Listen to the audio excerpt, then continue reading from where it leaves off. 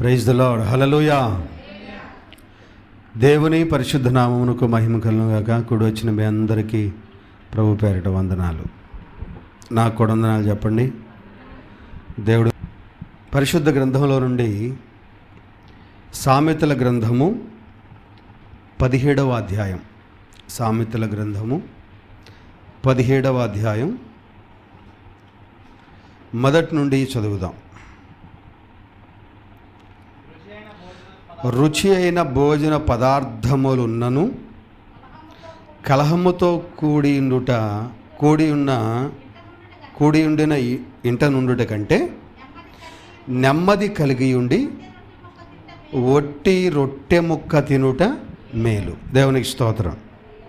ఇక బైబిల్లో తలకెళ్ళి పెట్టకుండా వినండి.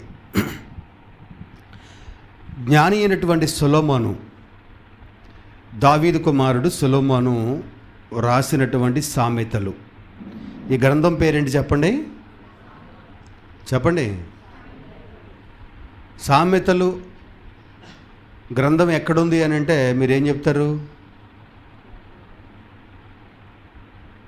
ఏ గ్రంథంలో ఉందని చెప్తారు? ఎక్కడుందని చెప్తారు?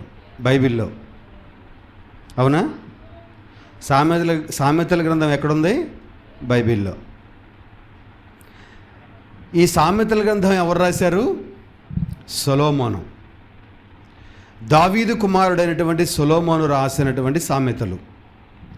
సామెతలు అంటే చెప్పండి. సామెతలు తెలీదా మీకు? ఎందుకురా ఇంత ప్రయాసపడతావు, గాడిద మోసింది బూడిద గోనులాగా? ఇది సామెత.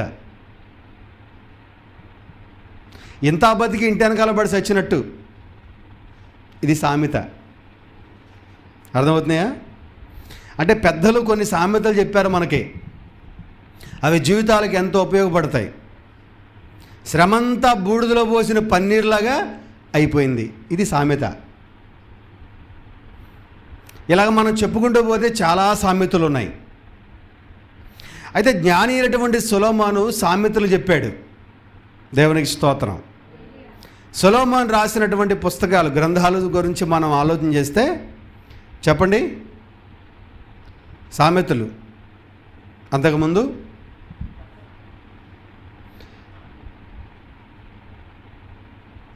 జ్ఞాని అయిన సొలొమోను తన వయసులో ఉన్నప్పుడు రాసింది పరమగీతములు. అలాగే నడిప్రాయములో ఉన్నప్పుడు రాసింది సామెతలు. పరమగీతముల్లో దేవునికి తనకి మధ్య ఉన్న, సంఘానికి మధ్య ఉన్న ప్రేమ కనపడద్ది. ప్రేమ ఏ వయసులో కనపడద్ది ఎక్కువ? చెప్పండి అమ్మా. యవ్వన కాలంలో. ఇక మంచి మంచి సూచనలు ఏ కాలంలో ఇస్తారు ఎవరైనా? అరే నేను ఇలా చేశాను, అలా అయ్యింది, అలా చేయాలి, ఇలా చేయకూడదు అని ఎప్పుడు చెప్తారు? కాస్త అనుభవము వచ్చిన తర్వాత, వయసు పెరిగి అన్నీ చూసిన తర్వాత, ఏది మంచో ఏది చెడో అవగాహన అయిన తర్వాత. ఈ పెద్దవాళ్ళు పిల్లలకు చెప్తే పిల్లలకు అసలు బుర్రకి ఎక్కనే, చెప్పండి, ఎక్కదు. అవసరమైతే బండి వేగంగా తోలుకెళ్ళి లారీడని గుద్దేస్తాడు, కానీ అమ్మ బాబు పెద్దోళ్ళు చెప్పిన మాట వినడం.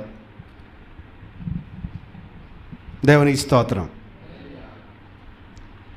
ఇప్పుడు ఈ మధ్య వయసులోకి వచ్చేసరికి సొలొమోను గారికి లోకం అంటే ఏంటో, జ్ఞానం అంటే ఏంటో, మంచి ఏంటో, చెడు ఏంటో, ఏది చేయాలో ఏది చేయకూడదో కొన్ని విషయాలు అర్థమయ్యాయి.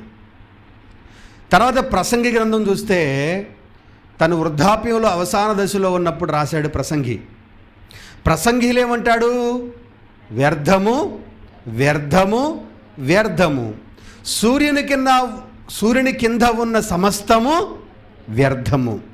అంటే ఇప్పుడు మీకు అర్థమయ్యే 3 ముక్కల్లో చెప్తా.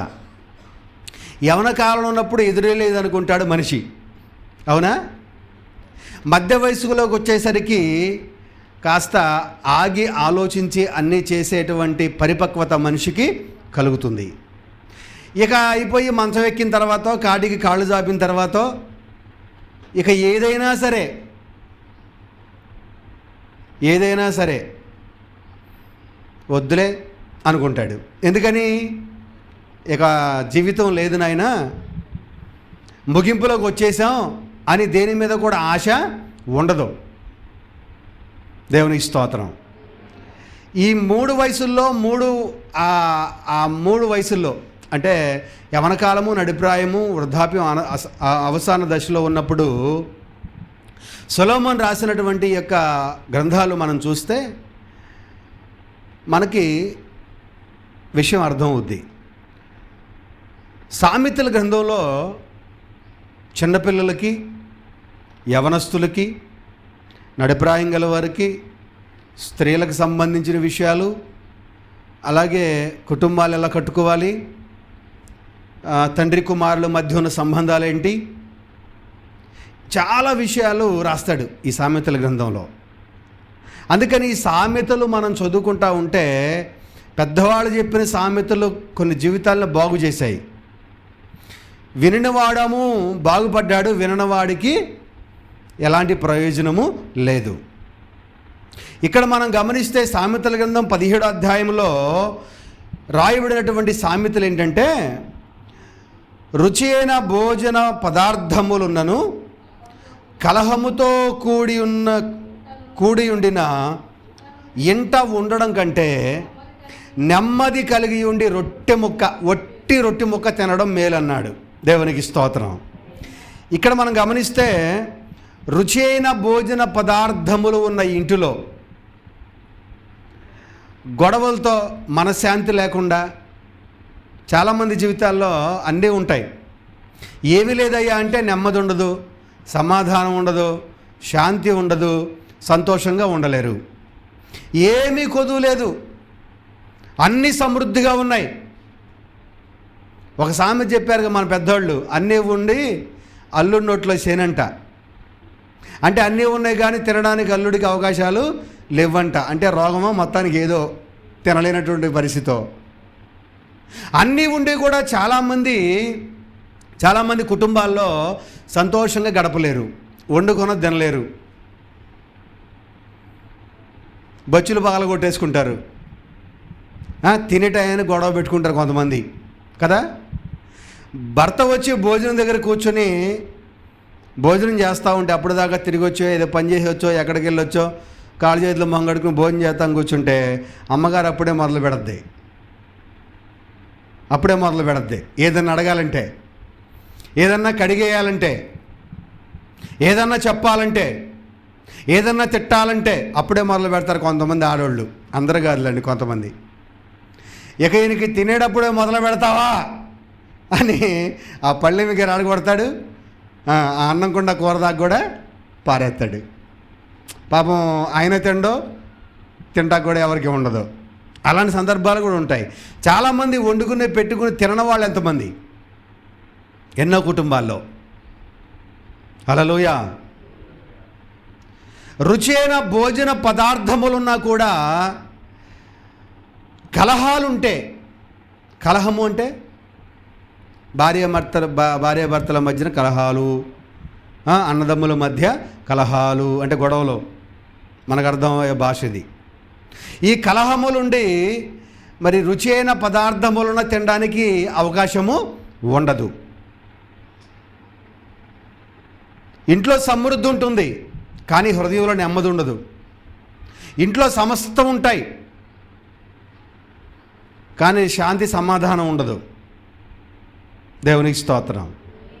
అందుకని దేవుని వాక్యం అంటుంది, ఆయనతో నీవు సహవాసం చేస్తే నీకు సమాధానము కలుగుతుంది అని రాస్తుంది బైబిల్లో. దేవునితో సహవాసము చేస్తే ఆ మనిషికి సమాధానం దొరుకుతుంది.